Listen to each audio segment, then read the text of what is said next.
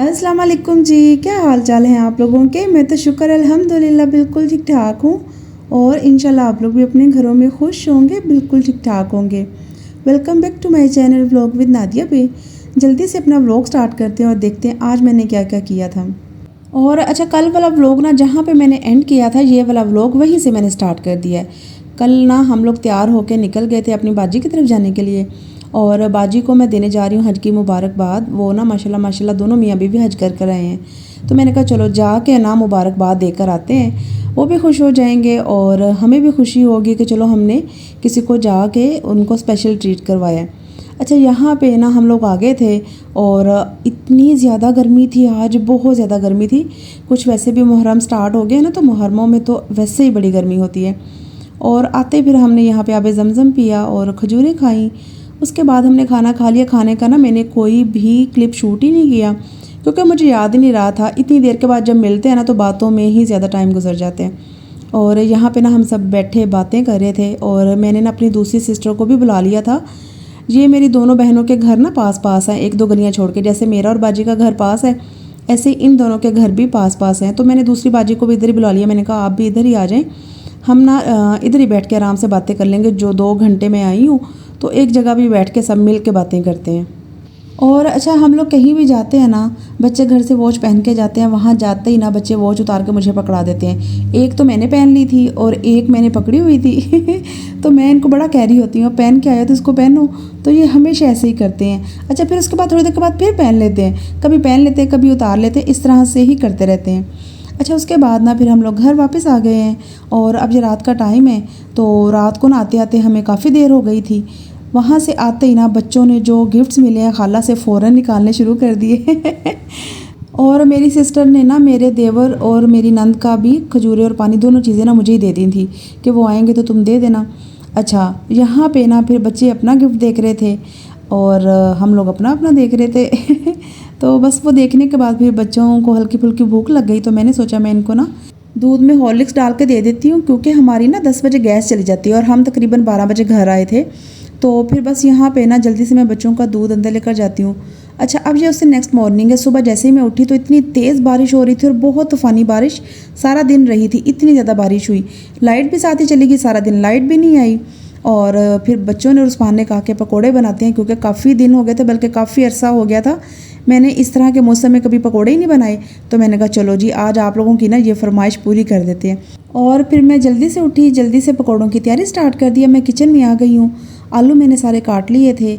अब मैं इसमें मसाले ऐड करने लगी हूँ जिसमें नमक, मिर्च, हल्दी, अनारदाने का पाउडर है और कुटी हुई लाल मिर्च है, थोड़ी सी अजवाइन है और इसमें बेसन ऐड कर दूँगी। थोड़ा सा ज़ीरा था और थोड़ा सा कुटा हुआ धनिया था।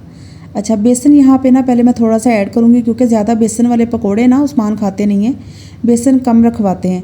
तो बस इन चीज़ों को पहले मैं मिक्स कर लूँगी। और फिर मैंने देखा कि सलफ़ ना थोड़ी गंदी गंदी सी हो गई है, तो मैंने कहा पहले मैं उसको साफ़ कर लेती हूँ क्योंकि किचन साफ़ हो कुकिंग करने का मज़ा फिर ही आता है।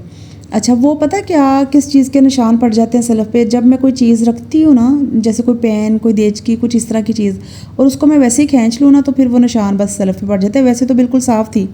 अच्छा, वो निशान भी मैंने साफ़ कर लिए। फिर मैंने इसमें एक छोटा सा प्याज काट के वो ऐड किया और थोड़ा सा पानी ऐड किया। सारी चीज़ों को मिक्स करूँगी।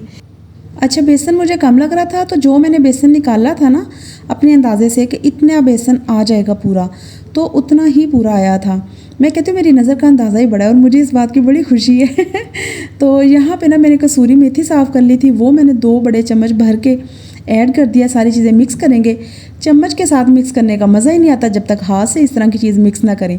तो फिर मैंने हाथ का इस्तेमाल करते हुए इतनी अच्छी तरह से मिक्स किए पकोड़े। और अच्छा, ये ना पकोड़े मज़े के ही बड़े बने थे, इतने मज़े के बने थे। वैसे भी जब चीज़ थोड़ी होती है ना तो मज़े की बड़ी बनती है, और बेसन भी अगर अच्छा हो तो फिर पकोड़े अच्छे बनते हैं। तो यहाँ पे जी मटेरियल मिक्स हो गया है। कुकिंग ऑयल मैंने पहले से गर्म होने के लिए रखा हुआ था क्योंकि बच्चे और उस्मान बहुत वेट कर रहे थे पकोड़े खाने का। तो बस अब पकोड़े फ्राई करते हैं और सबको देते हैं।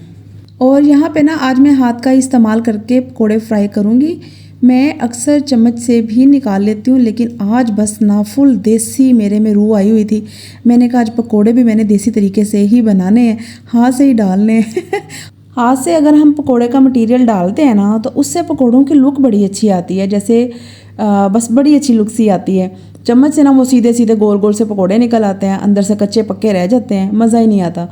तो बाज़ दफ़ा चम्मच से भी अच्छे निकल जाते हैं। अब ये नहीं कि चम्मच से अच्छे नहीं निकल सकते, मैं भी चम्मच से निकालती हूँ और कभी हाथ से निकाल लेती हूँ। वो डिपेंड करता है कि मटेरियल किस तरह का मैंने काटा हुआ है। आलू अगर मैं बारीक बारीक चॉप करके काटती हूँ ना, तो फिर वो मैं चम्मच से निकालती हूँ। अगर मैं दूसरी तरह से आलू काटती हूँ ना, तो फिर मैं हाथ से ही निकालती हूँ। और अच्छा जी, यहाँ पे ना पहला परागा पकौड़ों का निकल आया है और मैं अतीब रियान को दे दूँगी और उस्मान को दे दूँगी। फिर मैंने दूसरा परागा निकाला, वो भी मैंने बच्चों में बांट दिया, उस्मान को दे दिया। तीसरा परागा जो मैंने निकाला फिर वो मैंने लिए थे, उसमें से भी मैंने अतीब को रियान को दे दिए थे। बहुत थोड़े से पकोड़े बने थे, मज़ा बहुत ज़्यादा आया था। इतने ज़्यादा मज़े के बने थे ना कि अब मुझे क्रेविंग हो रही है, 1-2 दिन ठहर के ना फिर मैं बनाऊँगी। और पकोड़े खाते हुए ना बड़ा मैंने मिस किया अम्मी अब्बू को, बहन भाइयों को, क्योंकि शादी से पहले हम लोग खाते थे और पकोड़े हम सब बहन भाई बड़े शौक़ से खाते हैं। मुझे लगता है कि हर कोई पकोड़े बड़े शौक़ से खाता है और अगर मौसम अच्छा हो फिर तो बहुत दिल करता है पकोड़े, फ्राइज़, समोसे, इस तरह की चीज़ें खाने को। तो बस जी, मेरा छोटा सा व्लॉग था, पकोड़े हमने बना के खा लिया, मौसम एंजॉय कर लिया। मैं आप लोगों से मिलूंगी अपने नेक्स्ट व्लॉग में। तब तक आप लोग अपना और अपनी फैमिली का ख्याल रखिएगा, मुझे दुआ में याद रखिएगा। अल्लाह हाफिज़ जी।